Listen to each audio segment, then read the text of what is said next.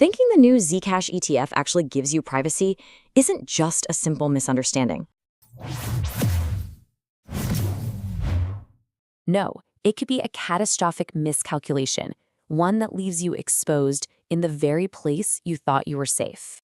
But here's the twist, and this is something almost no one is talking about. The ETF itself, its structure is specifically designed to completely sidestep Zcash's core privacy features.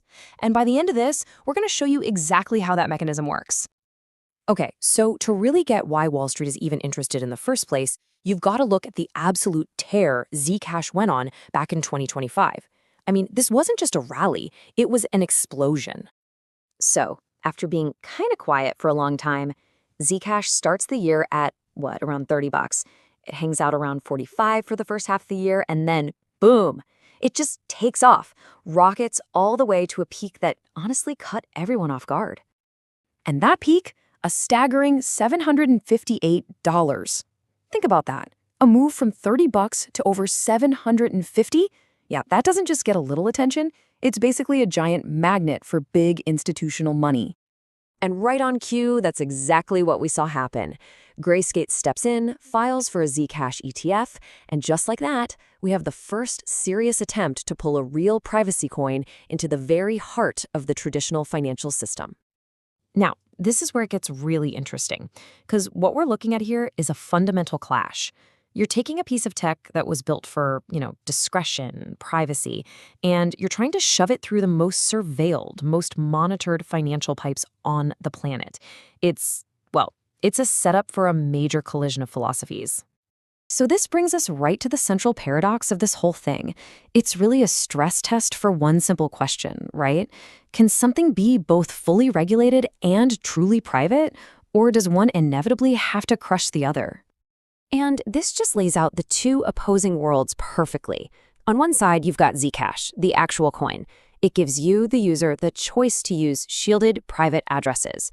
But then you look at the other side, the ETF world. Over there, everything, and I mean every single transaction, moves with a verified identity stapled right to it. There's no choice. There's just compliance. Which, brings us right back to that core question. Can these two ideas even coexist? Well, the answer, it's all in how the ETF machine is actually built. All right, so let's pop the hood and look inside this machine, because the mechanics here are surprisingly simple. And honestly, they reveal everything you need to know about what this ETF is really for. Okay, so this is what they call the cash creation process. Let's walk through it.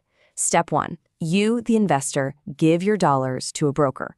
And this isn't just any broker. It's an authorized participant. Think a big financial institution. Step 2, and this is key, that institution sends your dollars, not your Zcash, to the fund.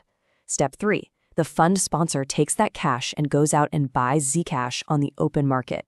And finally, step 4, that Zcash gets held in custody by a totally regulated, totally identifiable company, somebody like Coinbase. So here's the crucial point. You see it? Your identity is tied to the cash, which is then used to buy the coin. At no point in this entire chain are you, the investor, ever interacting with Zcash's shielded addresses. The whole system is literally designed to avoid the privacy features altogether. It's an instrument for price exposure, plain and simple, just wearing a privacy-themed label.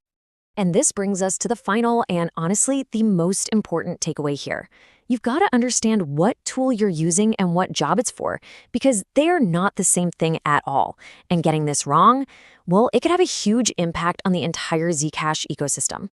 Look, at the end of the day, it's this simple. If your goal is just to get price exposure to Zcash, through your normal brokerage account with your social security number attached and all that, then yeah, the ETF is an option for you.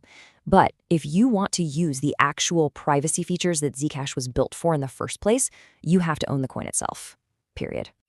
And this quote from our source material just nails it. It says it all perfectly. The choice really comes down to your intent. Are you here for the privacy, or are you here for the price action? They're two completely different things, and you get them through two very different financial products. So this leaves us with a much bigger question, doesn't it? As crypto keeps merging with Wall Street, is the very idea of privacy just going to become another marketing buzzword, totally disconnected from the actual tech it's supposed to describe? Is this mainstream exposure a net positive for Zcash's price, or does it just water down its entire reason for existing? Definitely something to think about.